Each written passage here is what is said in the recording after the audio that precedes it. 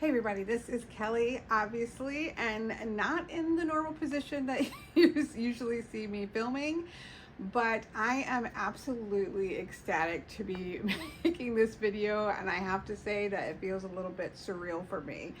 I have for years, my goal for one of my long-term goals for Truth and Story was to be able to do wood laser cutting and engraving in order to be able to, the first order of business was in order to be able to produce my own journey tokens. As some of you might already know, I am a lover of casting things, and my journey oracle, which later came out as a deck, originally was released as a wood token casting set. And I have people to this day on a list waiting for the tokens to come back. But it's difficult when you're trying to have a physical product like this made, and then to get a hold of it, keep it in stock, get access to it as you need it, and keep it at a decent price point is not actually easy to do. Eventually I painted it and put it into a deck. But casting is really at the heart of what I love. And so my long-term goals has always been to be able to make my own runes, to make my own journey tokens, to be able to make products to work with geomancy, and making geomancy sticks and things of that nature has been quite a long-term goal of mine. So did I ever think that somebody would be willing to take a gamble at seeing what somebody not in the traditional woodworking community might be able to do with a laser cutter and engraver that can actually fit in a very small apartment space? Absolutely not, but I have been absolutely blessed by xTool being willing to work with me and see what I could do, and what kinds of things crafty people in a different in a different sense than just woodworking might do with something like this. So this is literally a dream come true for me, and really exciting. I had recently already started working on some designs for wood engraving. My boyfriend and I have been putting the foundations, underpinnings to a little project called Mountain Ridge Farms, and that is going to have some different components to it, one of them being woodworking, and some woodworking product, more mundane woodworking projects. So I had already started to play around with a laser, making some larger card boards or altar boards. That has been fantastic, but that machine is something that is humongous and not something that I can utilize for on-demand projects in my apartment. It's just simply not something that I can do here.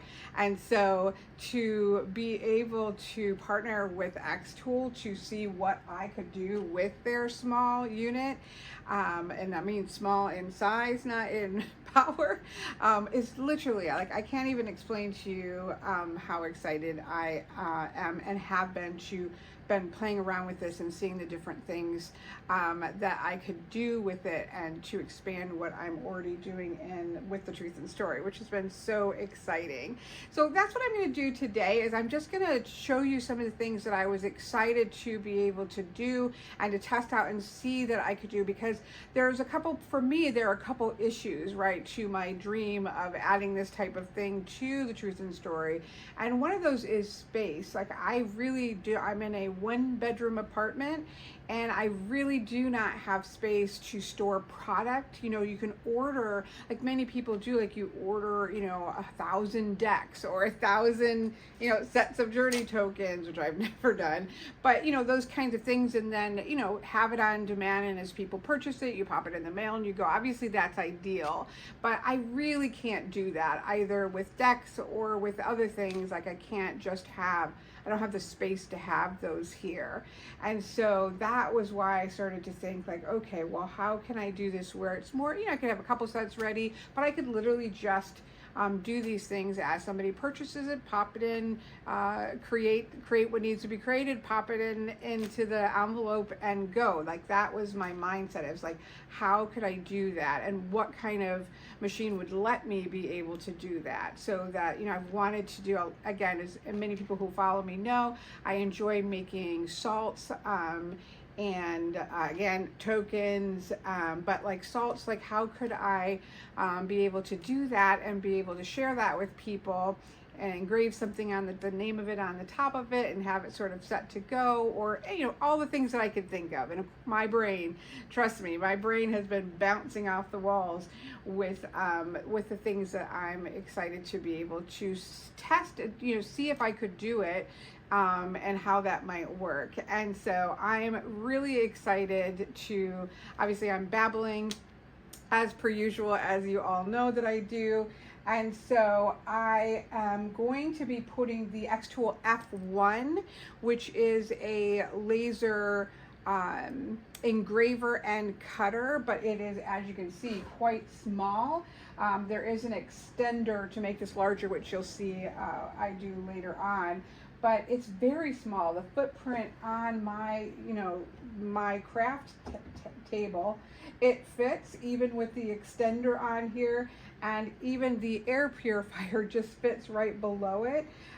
Which is another thing that really allows me to be able to do this, because again, I never thought I was going to be able to do it, because most of the time you saw, I've been watching laser engravers for years now, and most of the time, right, they're going to smell. You're going to have to be able to vent them, exhaust them.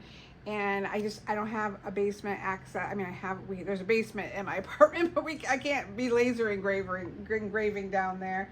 So this is so small, and this is so small, but still be really powerful to be able to do the things that I wanted to do. Is just a game changer. So I'm really excited. I'm literally just going to take you along with me as I try to do the things that I'm excited to do and to try, and kind of show you what I work out as I literally work my way through this. Setting up of this was a breeze. Literally, it was unpacking it from the box,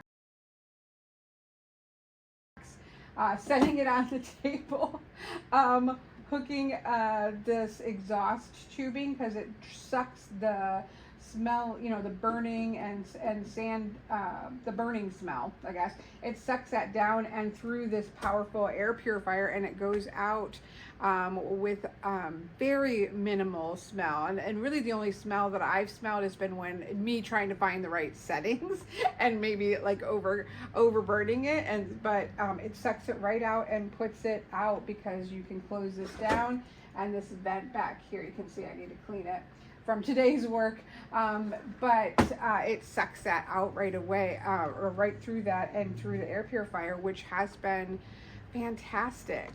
And it's just so small, and so it's been fantastic. Anyways, I will stop rambling, because this part is just me being excited. Whereas now what you're going to see is just me trying some different things. I had a list of ideas. I've kept a list of ideas of things.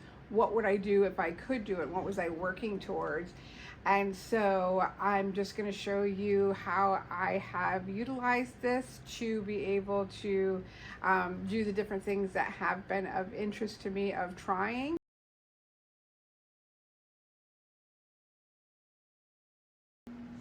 So for this one, I'm making a little baby's first dice for my first baby.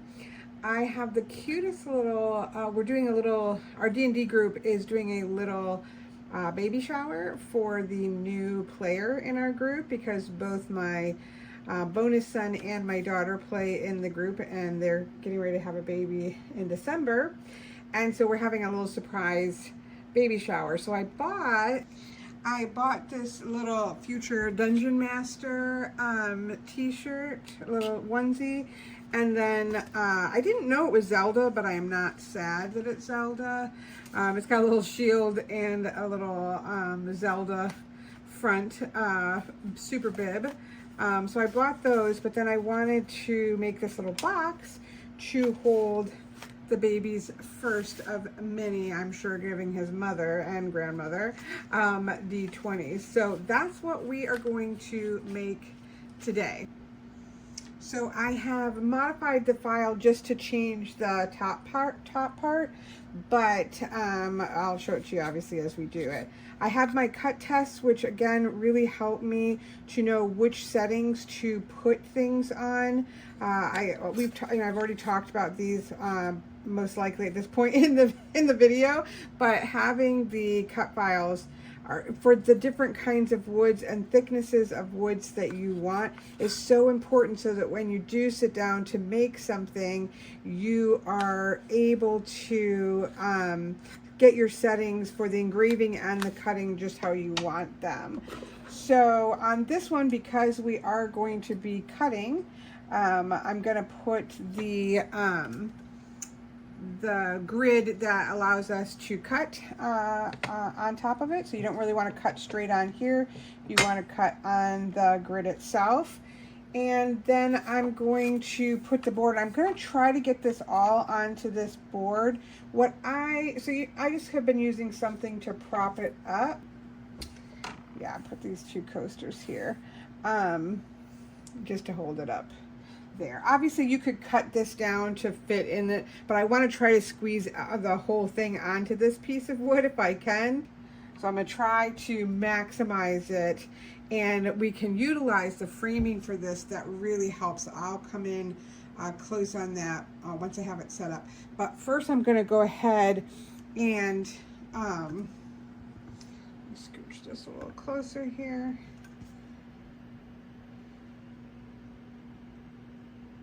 Go. We want to make our two dots match together, so I'm gonna use this little twisty thing to raise or lower until the two dots have overlapped. That way I know everything is set as it needs to be. Okay, so I have set it up to frame, and you can frame in two ways. One is this rectangle, which you can see hopefully on here, that shows where it's going to cut at, and so you can see like the full size of it. But you can also change that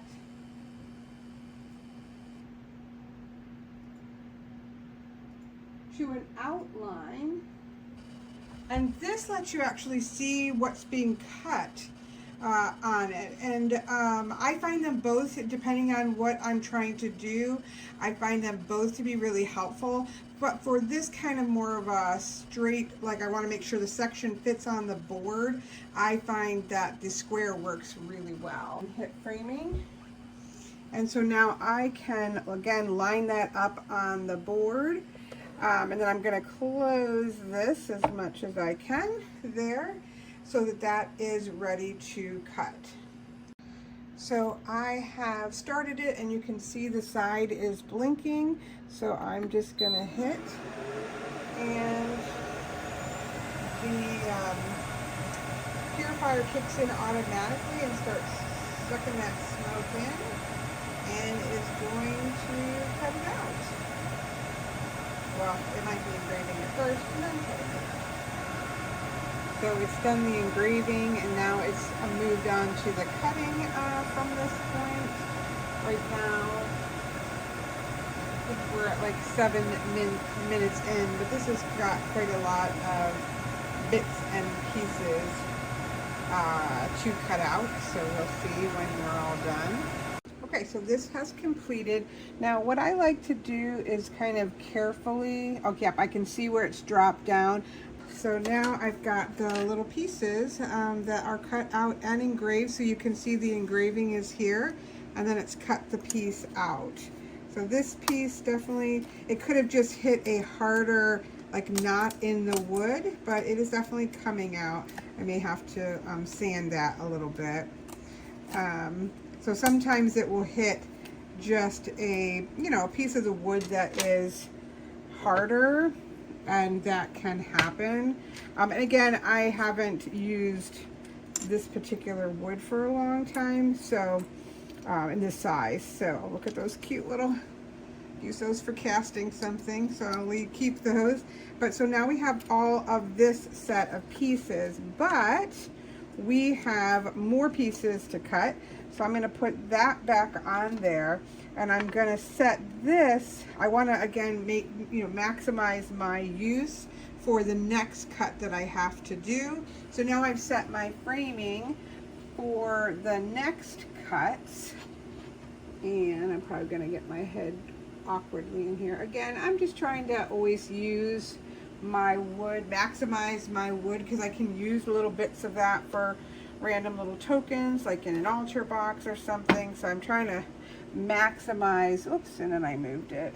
I can kind of see, you can still see through the glass to be able to move it, but I do like to at least kind of see what's going on before I do. So again, we've got my pieces so far. Oh, that turned out really cute. See, it says baby's first D20. How cute is that? That's gonna be the top of the box. I do have to get some little magnets to go into there. I don't have those, but we can still build the rest of the box. Okay. Okay, so now it's off and running. I actually had made a separate tab, and I hadn't set the engrave setting, so it wasn't really doing anything. But I really like the way that this settings have engraved into the cedar, and it cut, other than that little bit, it cut really good. So I could have maybe slowed down this cutting speed, but if you notice, there's like no burn marks or anything. So I quite like the way this looks, so I'm just going to leave it at what the same settings were. I also have a pink and blue D20, because we do not know what the gender of the baby is, and they don't want to know what the gender of the baby is. So I thought that would be cute to put there. Okay, it has finished. Again, I do like, oh yeah, you can see already that that has fallen through. So there we go. One of them, that's just dropping right through. You can see a little bit of smoke stain on this one. Oops, sorry. I have found, and I forgot to pick some up, but you can, if you pick up some white vinegar, I will try to do it on another project. It takes that right off. I have some red wine vinegar, which would probably also work. I will give it a try. But having a little bottle of white vinegar is a game changer, I find, with cutting out wood. So again, now we've got these cute, I'm going to keep these. Like, these are going to be great for just putting in like the 4 element signs on top of that, and using that in a mini altar or something. So I will definitely keep that wood. But now we have, whoops, all of our pieces, which you can't see, but now we have all of our pieces of wood to assemble into the box. And you can see I cut, this is a 5x12 piece of 1/8 3mm cedar, and I really love working with cedar, and so now I still have all that. Okay, I gave up on trying to do this on camera. I did have to cut out 4 more inserts to put on the top and the bottom. So it did use up most of the 5x12, but look, I got 6 nice little tokens to engrave some things onto, which I'll show later, and can use those. And there we have the finished little box. I have to get little magnets, but how cute is that? Again, it just says baby's first D20. That's quite tiny. I could probably have used a different font so it would show up better because it's so tiny, but you can definitely read it. How cute is that? And again, you could use felt and stuff for the inside ones. That's just not something that I had. Oops. But absolutely cute. A little box there. I'm not going to, I already put my, as I showed earlier, I pre-put on a sealant. I use the Butcher Block conditioner that has mineral oil and beeswax in it. So that's already on the cedar. So I don't think I'm gonna color this into anything else because I think it looks really quite pretty by itself with the cedar wood. So there we go.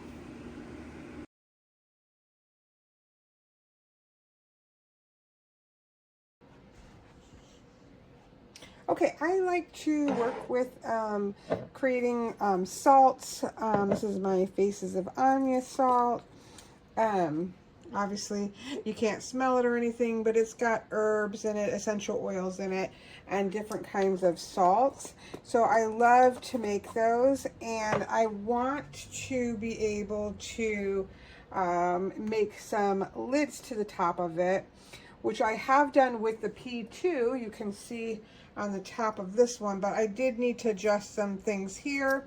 But I want to be able to do that on the F1, which I think this would be wonderfully suited for that. So I've got some elderberries here that I have foraged for myself. I was going to try to get some of the stems down, although these are not being ingested. But I am kind of, I don't know what you call it, muddy them, smush them a little bit so that as they go into the salts are able to, the salts are able to pick up the elderberryness. That's the professional word for that. So what I'm going to do then is mix that into the salts, put in some different essential oils, and any other herbs that I want to add from my collection here. I want to be able to add those in, put them in a jar, and have that lid on the top so that I can have them labeled for putting them up on my shop.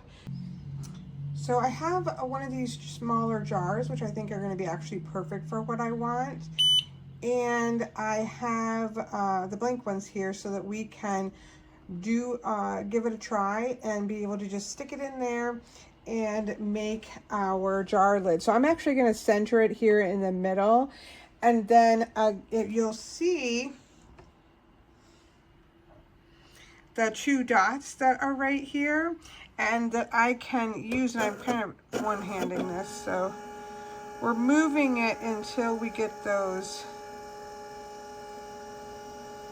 lasers to come together, and I'll do it more carefully where I can actually see it, but bring those together. That tells us we are at our right height. And now I'm gonna, I think you can actually frame right from here. I'm gonna pull you back a little bit. There we go. And on the side actually of the X-File, oh my goodness, we're not doing X-File. On the side of the F1, there's actually a shortcuts and gives you like what you're supposed to be able to do. So you can reference it without going and finding the reference, which is really awesome. So, okay, so now I have my framing on. And so because it's, it's putting it as a square and not a circle, I'm gonna change the framing. I also need to turn this, to be honest, so that this is in the front. And then I can get kind of a good idea of how it's gonna look. Okay, so now it is ready to go. I'm gonna close it.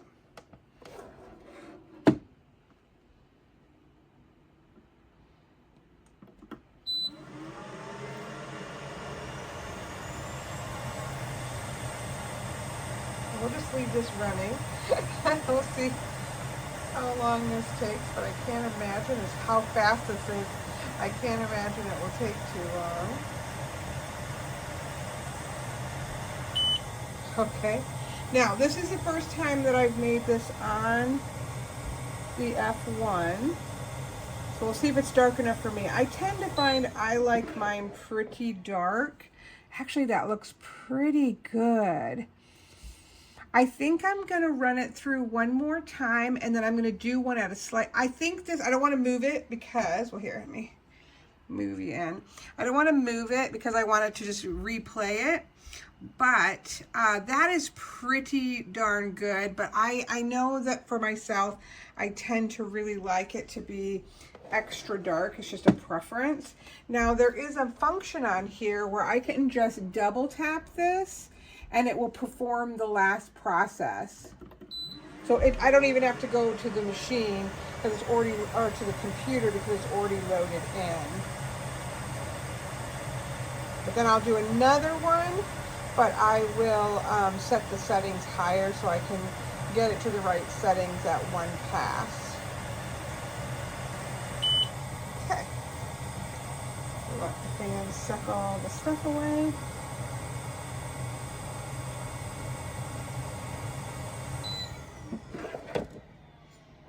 And there we have it. Isn't that gorgeous? Elderberry protection, the truth in the story. Love it.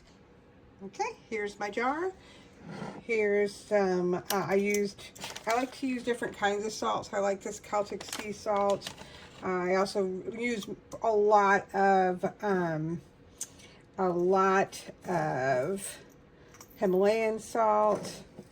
So we can fill this up. Again, I use this not in large, you don't need large quantities of it because I use it just to, do a pinch before doing a reading or doing setting intention. So it's literally just going to take a pinch and throw it. So I don't make tons of salts up because I don't use tons of it at once, but I like that clasping. So now I've got the clasping lid and I have what it is on the top.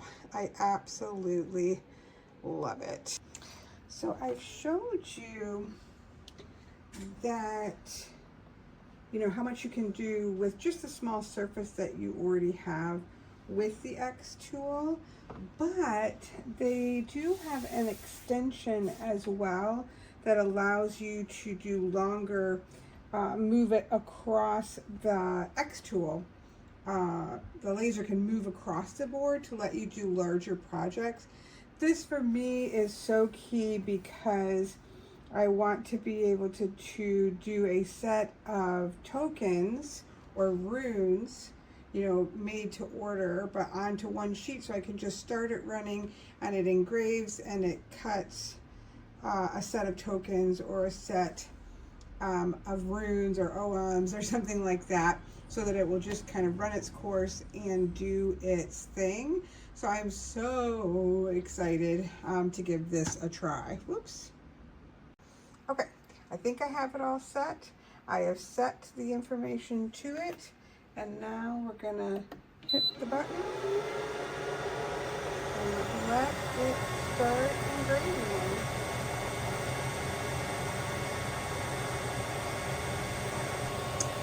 It's moving along as intended. All is well. And what's nice is that the xTool, say if I wanted, because sometimes you have to use the same kind of wood, but sometimes you get a batch that doesn't burn quite. I like quite a dark engrave, and I can just, once this is done, double hit the side if I want to burn it again and make it darker if I so choose. So that's pretty cool as well.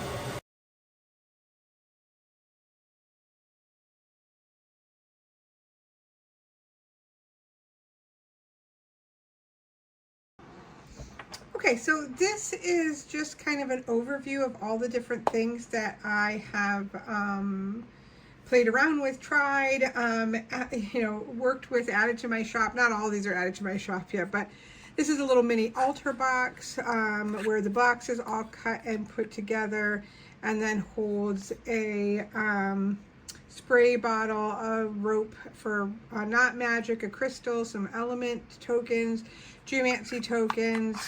I do want to do one like with the pendulum board on it, so you can just do your pendulum right there, but here you could put a crystal in the middle of it. I love, love, love, love those. I also have worked with some of the keychains. I do year ahead readings where you have a rune that you work with for the whole year, or I have like a multi-dimensional reading where I do a bind rune. So these would be able to be as an add-on so that people could have that for to carry with them. I have one on mine right now. I use runes all of the time for this type of stuff, so this is great. Loved how that turned out. I'm still working on tokens. I've tried a couple different, I mean, I'm happy with them, but I'm trying to try something a little bit different. So I'm still playing with the tokens, but they are definitely going to be able to allow me to do my own tokens for sure. I'm super in love with this geomancy sticks because you have the sticks themselves to cast with, if you know, you know. But I also use geomancy as a setting the intentions, right? So if I was going to set the intentions for gain, I can go ahead and set those and put those on my space, which is something I do with sand. Again, I have very small space, so anything I can do to make it compact. I love how this turned out. This is in cedar. You saw the salts, so here's the elderberry salts here, and my normal protection salts there, clearing salts. Obviously you saw me doing the set of cauldrons, and the power of 3 and the doorknob one, or the key one.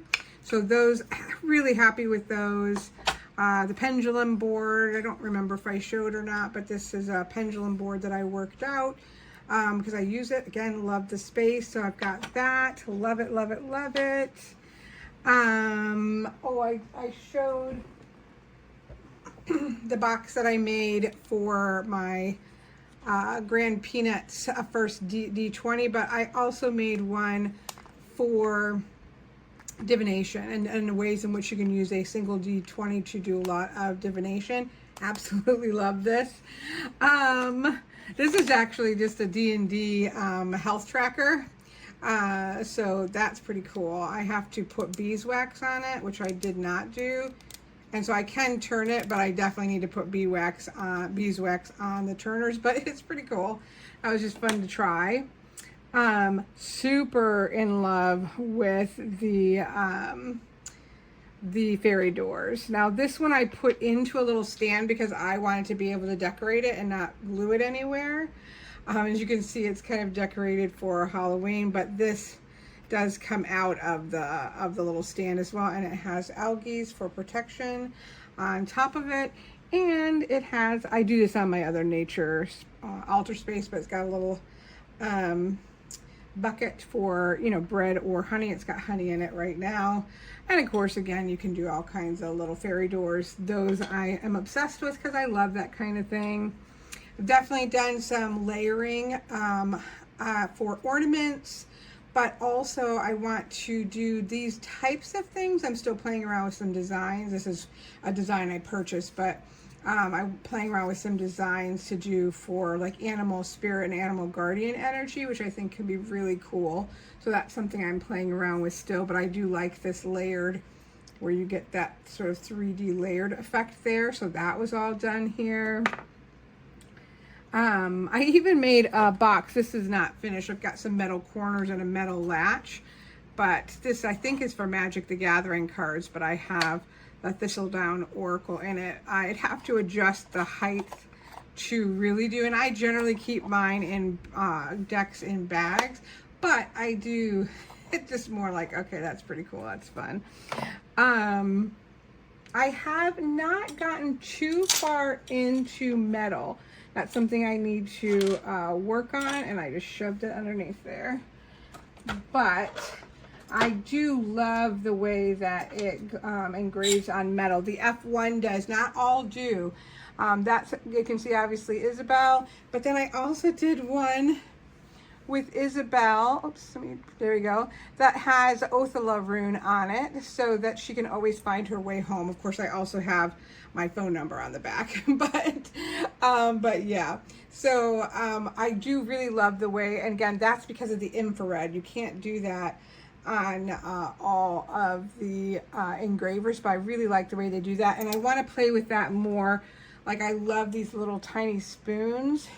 like that could get engraved and go into like a mini altar box. Again, I use a lot of salts and things, so this is something I could see myself using, which is pretty much what we see as the things that excite me. But do some engraving on that and use that as a mini altar spoon. I'm excited to play around more with that. So these are just some things that I have, you know, tested out and played around with, and it has not done me wrong. I've been happy with all of the things. I have so many more. Like I have a list of things still to continue working with and playing with and trying. So it's just the beginning of the journey, but it has been wonderful. So thank you for taking the time to watch this. I have all the information about this particular xTool. There are also other ones. There are, you know, enclosed ones that are, you know, more that can do other things that like cutting vinyl and things like that. So they do have various different options as well. So I'll put a link down to that below. I really, again, appreciate this opportunity. This is not something that I thought anybody would be interested in seeing, like magically speaking or divinatory speaking, right? What would somebody do with something like that? It really was, it's exciting, and it's something that can allow me to do things that I've wanted to do for a really long time. So I'm very appreciative of the company working with me, and also appreciative of all of you taking the time to at least watch and see what I'm up to. So thank you all, and I hope you have a wonderful rest of your day.